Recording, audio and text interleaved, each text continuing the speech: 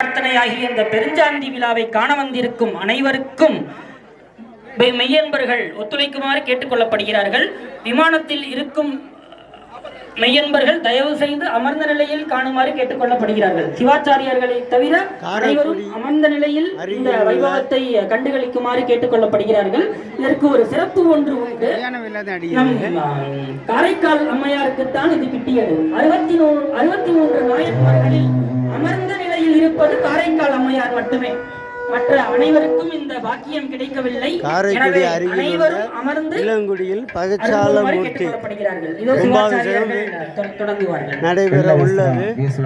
வீசுனோடனே எல்லாரும் கும்பத்துல தண்ணியை ஊத்துறதுக்கு ரெடி ஆகியிருக்க.